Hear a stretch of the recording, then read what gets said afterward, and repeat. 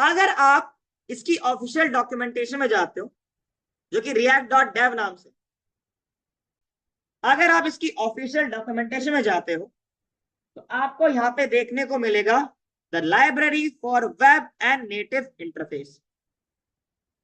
Web मतलब website, web मतलब web application, website, web application, just like YouTube, just like आपका Meta, Facebook, WhatsApp, जो आप उसमें ओपन करते हो, किसमें, ब्राउजर में।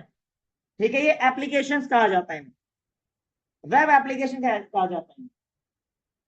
तो अगर आपको रिएक्ट, अगर आप रिएक्ट को यूज करना चाहते हो, रिएक्ट यूज करते हो लेट्स सपोज, तो आप रिएक्ट पे कहां कहां तक जा सकते हो।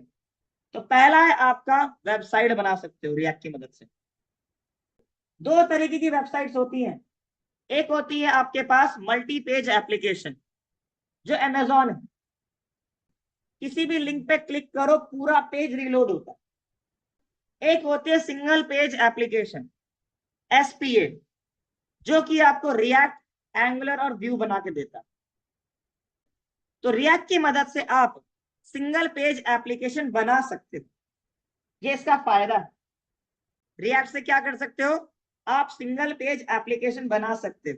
अगर आप लैंग्वेज डिपेंडेंसी की बात करें तो जावास्क्रिप्ट की नॉलेज होनी चाहिए आपको। अगर टूल डिपेंडेंसी की बात करें तो नोड जेएस होना चाहिए आपके पास। जो नोड जेएस है वो एक जावास्क्रिप्ट का रन टाइम एनवायरमेंट है।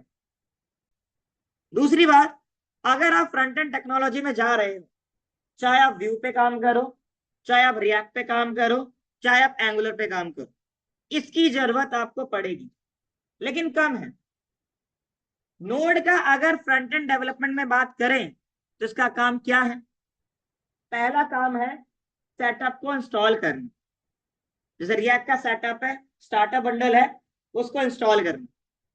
एंगुलर का स्टार्टर बंडल को इंस्टॉल करना, व्यू का स्टार्टर बंडल को इंस्टॉल करना।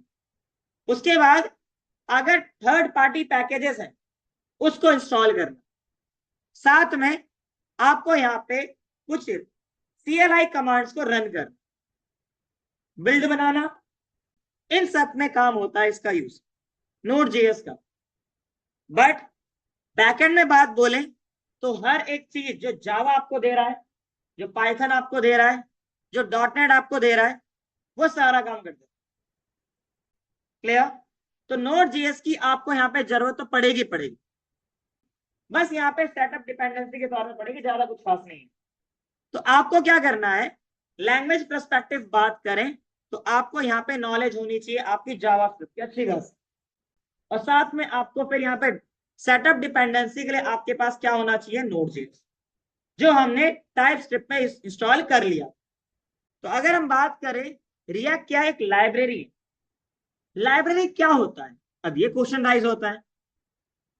जस्ट लाइक आपको क्या है, मान लो आपको दिया गया कोड बेस, उस कोड बेस के अकॉर्डिंग आपको अपने तौर पे कोड करना। यहाँ पे कोई फ्लो नहीं बताया गया, यहाँ पे कोई कोड एग्जीक्यूशन नहीं बताया गया, बस आपको कोड दिया गया है, इस कोड को यूज करो, दैट्स गुड टू गो, आप एप्लीकेशन बना दो। वो कहलाता है आपका लाइब्रेरी। रिएक्ट में आपका कंट्रोलिंग पावर आपके हैंड पे है, ठीक है, कोड लिखने का तरीका वो बता देता है। इसमें एक होता है साइड इफेक्ट, रिएक्ट की बाउंड्री के बाहर अगर आप कोड करोगे तो उसे साइड इफेक्ट बोलते हैं आप, वो हम बाद में देखेंगे। लेकिन अगर आप इसके ऑल्टरनेटिव पे जाओ, अगर आप इसके ऑल्टरनेटिव पे जाओ, इसके ऑल्टरनेटिव कौन कौन से हैं? सबसे पहला एंगुलर, क्या आ रहा है, फ्रेमवर्क। दूसरा Vue.js, क्या आ रहा है, ठीक है, React is a library but Angular and Vue are framework. Framework के पास क्या होता है, कोड बेस तो होता है, साथ में आपको और भी टूल्स मिलते हैं जिसकी मदद से आप कम टाइम में फटाफट कोड कर सकते हो। साथ में आपके पास कोड एग्जीक्यूशन सब कुछ फ्रेमवर्क के पास हो। बट इन रिएक्ट आपको हर एक कोड को खुद से लिखना पड़ेगा। यहाँ पे आपको कोई ज्यादा कोड बेस नहीं मिलता, एक छोटा सा कोड बेस मिलता है, एक टेम्पलेट मिलता है जिसके बिहाफ पे आपको कोड करना। और सारा कोड अपने हाथों से लिखना है।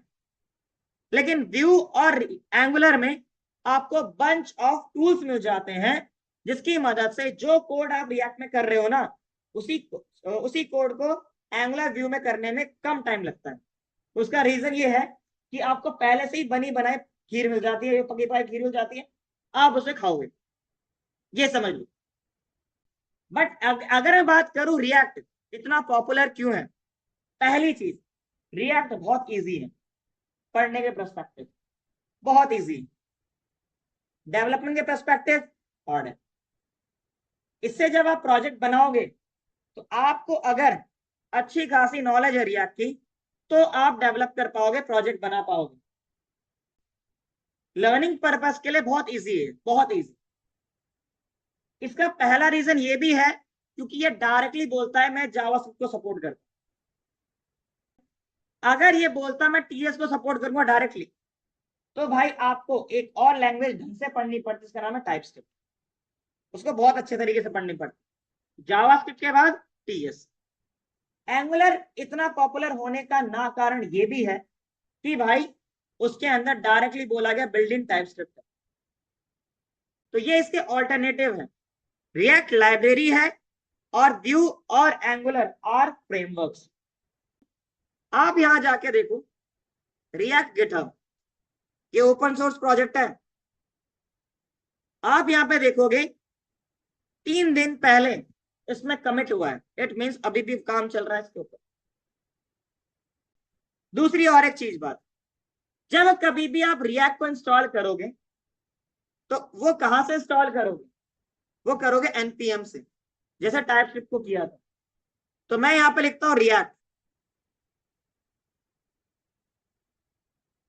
तो अगर आप यहां देखोगे इसके वीकली डाउनलोड कितने हैं, 22 मिलियन। अब इसके बाद मैं काम करता हूं, यहीं पे जाता हूं npm और एंगुलर।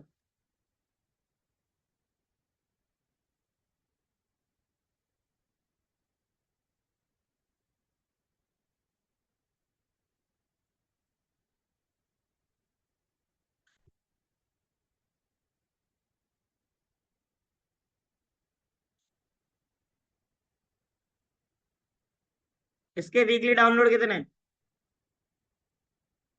कितना अंतर है भाई, क्लियर। अब रिएक्ट के बारे में थोड़ी और जानकारी लेते। अगर आप रिएक्ट को देखोगे, रिएक्ट बनाया था माइक्रोसॉफ्ट के डेवलपर ने, बाद में फेसबुक के डेवलपर ने, बाद में फेसबुक ने उसे अपने आप अडॉप्ट कर लिया था भाई, जस्ट लाइक टाइपस्क्रिप्ट था। आंद्रे ने जब बनाया था टाइपस्क्रिप्ट को, ठीक है, तो उसको बाद में माइक्रोसॉफ्ट ने उसे अडॉप्ट कर लिया था एज अ लैंग्वेज कि हम उसको आगे मेंटेन करेंगे। वैसे ही आपके पास रिएक्ट राइट नाउ, अगर हम बात करें रिएक्ट अब फेसबुक जो है वो अब मेटा बन चुका है, और इसके एक्चुअल में ऑथर जो थे जॉर्डन वॉल के थे, और ये वेब प्लेटफॉर्म के लिए बनाया गया था। पहला रिलीज अगर हम बात करें तो इसका आया था अराउंड 2029 में 2013 में आया था, सॉरी कितने में आया था। मेटा का पार्ट है, जॉर्डन वॉल के थे, इन्होंने बनाया था। अभी जो आपका वर्जन चल रहा है वो 18th वर्जन चल रहा है, रिएक्ट का 18th वर्जन जो हम पढ़ेंगे। मैं प्रीवियस वर्जन नहीं पढ़ाऊंगा, मैं करंट वर्जन आपको पढ़ाऊंगा। आज हम बस सेटअप करेंगे और कुछ नहीं। एक चीज बता दो, अगर आप रिएक्ट पे जाओ, यहाँ पे लर्न पे जाओ और यहाँ पे इंस्टॉलेशन पे जाओ, तो आपको नोटिस करोगे कि इसको इंस्टॉल करने के लिए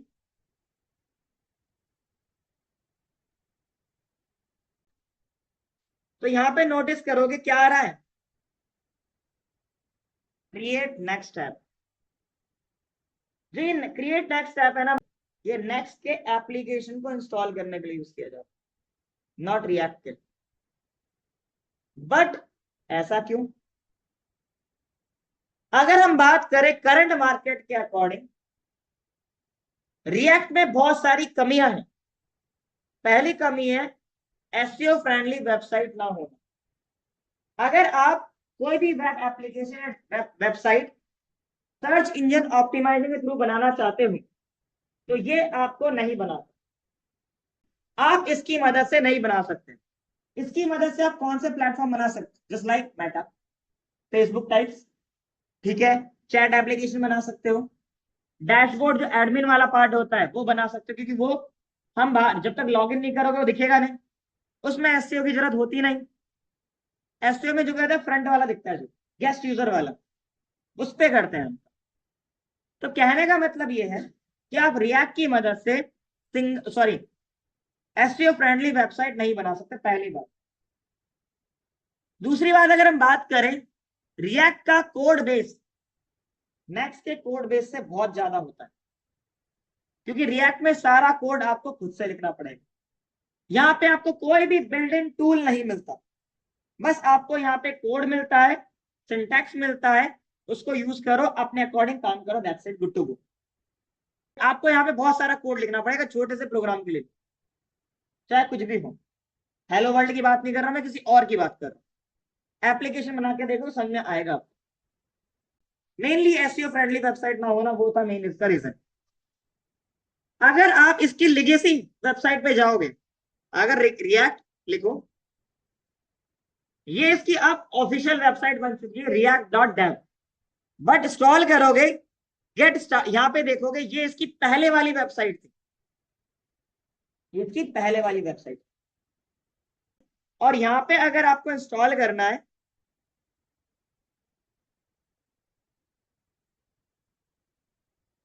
इंस्टॉलेशन, तो यहां पे आपको मिलेगा ये वाला क्रिएट रिएक्ट ऐप। वहां क्या मिल रहा था, क्रिएट नेक्स्ट ऐप, यहां मिल रहा है क्रिएट रिएक्ट। क्लियर?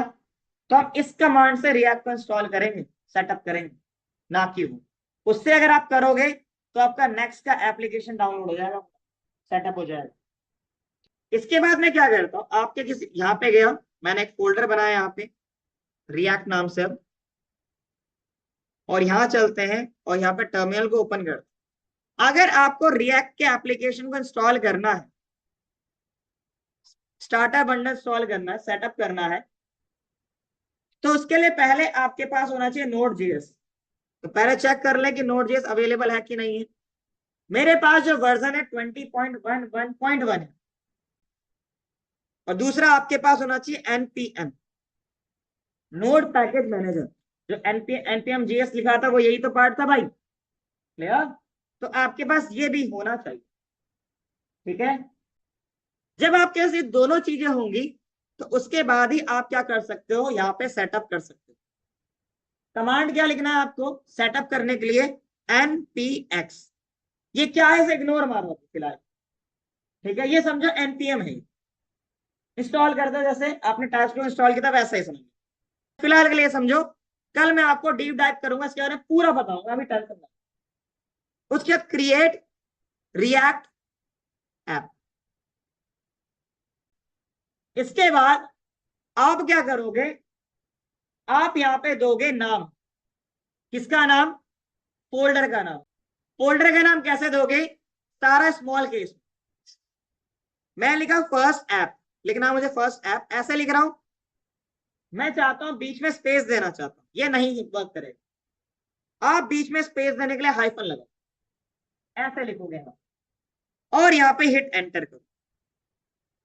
ये क्या करेगा, आपको एक फोल्डर प्रोवाइड करेगा जिसका नाम फर्स्ट ऐप होगा, और उसके अंदर जो भी बेसिक रिक्वायरमेंट होगी रिएक्ट की, जो फोल्डर की जरूरत होगी, जो भी कोड की जरूरत होगी, ये सारा उसके अंदर ऐड करके आपको एक फोल्डर बना के दे दे। अभी इसको इंस्टॉल हो जाने, डाउनलोड हो जाने दो, फिर मैं आपको उसके बारे में दिखाता हूँ। तो ये क्या लिखना है आपको, npx क्रिएट रिएक्ट ऐप और फर्स्ट ऐप, ये लिखना है। क्रिएट रिएक्ट ऐप एक पैकेज का नाम है भाई, जैसे आपका टाइपस्क्रिप्ट था। अगर आपका लैपटॉप पुराना है तो हो सकता है ना वर्क करे, नया वर्जन का होगा तो वर्क कर जाएगा। भाई रिएक्ट के एप्लीकेशन के लिए मिनिमम i5 चाहिए आप, नहीं है i3 है लेटेस्ट जनरेशन वाला तो चल जाएगा। बाद में मत बोलना सर हैंग हो रहा बहुत, क्योंकि बहुत हैवी सॉफ्टवेयर बन जाता है और नेक्स्ट तो और भी हैवी है। Clear? CD first app code dot, जब आप इसको इंस्टॉल कर लोगे, जब आप उस कमांड को रन कर दोगे तो ये फोल्डर नाम देगा आपका फर्स्ट ऐप जो आपने बाद में दिया था, और उस फोल्डर के अंदर आपको ये 3 फोल्डर बना के देगा, node module, public, source, git ignore. ये जो फाइल है इसको अभी इग्नोर मारो, package dot JSON, package lock dot JSON और रीडमी,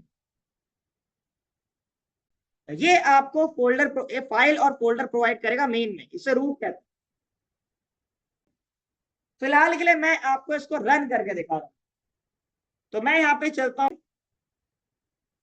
अगर आपको कोई भी रिएक्ट का एप्लीकेशन रन करना है तो सबसे पहले आपको उस डायरेक्टरी तक जाना है जहां पर आपका वो फोल्डर अवेलेबल है, मतलब पैकेज डॉट जेसन फाइल तक जाना है सब।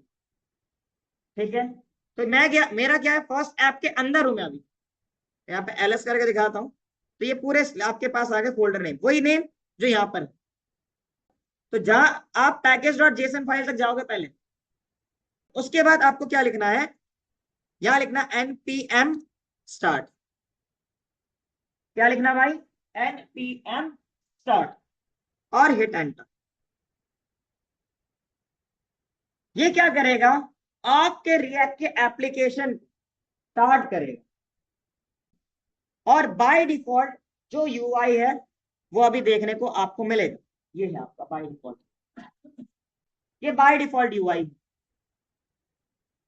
अगर हम बात करें जब आप npm स्टार्ट करोगे तो ये क्या करेगा, जो लाइव सर्वर था ना हमारा, लोकल होस्ट कॉलन 5500, ये था ना, इसमें ये जो चलता है वो लोकल होस्ट कॉलन 3000, ये पोर्ट नंबर पे अपना स्टार्ट होता है। अगर पहले से ही कोई पोर्ट नंबर 3000 से पहले से मतलब चल रहा है तो 3001 2 3 ये उस पर चल जाएगा, लेकिन ये पोर्ट 3000 में बाय डिफॉल्ट चलता है ये। तो कभी कभार इंटरव्यू क्वेश्चन बनता है कि जो रिएक्ट का एप्लीकेशन है जब आप उसको स्टार्ट करते हो तो बाय डिफॉल्ट कौन से पोर्ट पे स्टार्ट होता है, लोकल होस्ट कौन सा पोर्ट, 3000। ये जो कोड दिख रहा है आपको ये कहां से आ रहा है, क्वेश्चन राइज होता है। याद रखिएगा जो भी हमारे पास एसेट फाइल होते हैं, इमेजेस, जेएस की फाइल्स, सीएसएस की फाइल्स, उनको हम स्टोर करते हैं पब्लिक के अंदर, और जो भी हम कोड करेंगे ना भाई वो सारा एसआरसी फोल्डर के अंदर। जो आपको दिख रहा है वो app.js एक फंक्शन आपके पास है, इससे दिख रहा है। मैं इस पूरे को हटाता हूं, हेडर को, इस पूरे को हटाया और यहां लिखा h1, और यहां लिखता हूं मैं आपका हेलो वर्ल्ड, बस कुछ नहीं कहा, हेलो वर्ल्ड का आउटपुट देखो। ठीक है, वो सारा कोड किससे आया, इससे। ओके, तो आज आपको क्या करना है, क्योंकि मैं आगे अभी नहीं पढ़ाऊंगा, फोल्डर स्ट्रक्चर कल बताऊंगा, पूरा डिप में बताऊंगा।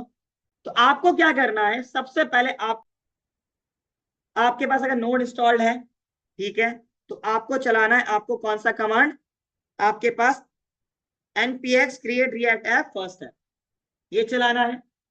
अगर आपका ये चल गया तो उसके बाद आपका फर्स्ट ऐप चलेगा, और फिर उसके बाद आपको क्या करना है, अपने रिएक्ट के एप्लीकेशन को रन करने के बाद फिर आपको क्या करना है, ऐप जो आपके पास app.js फाइल में जाना है और यहां जाके h1 में हेलो वर्ल्ड लिखना, दैट्स इट। आज आपको ये काम करना है। दूसरा काम करना है, इस फोल्डर स्ट्रक्चर को रटना है, इस फोल्डर स्ट्रक्चर को क्या करना है, रटना है भाई। जो चीज रटने की मैं रटने के लिए बोल दूंगा। अगर आपको फोल्डर स्ट्रक्चर बाय हार्ट याद रहेगा तो आपको रिएक्ट में काम करने में दिक्कत नहीं आएगी। अगर आपको फोल्डर स्ट्रक्चर याद नहीं होगा मैं सिंपल कह रहा हूं, आपको रिएक्ट में दिक्कत आएगी आएगी। जिस एप्लीकेशन के लिए आप काम कर रहे हो आपको उसका फ्लो पता होना चाहिए, साथ साथ में आपको फोल्डर भी पता होना चाहिए, कौन सा फोल्डर कब करेगा, कौन सा फोल्डर कब काम करेगा। क्लियर? कैसे वर्क कर रहा है, क्यों वर्क कर रहा है, कैसे नहीं हो रहा, वो सारी चीजें हम कल बात करेंगे।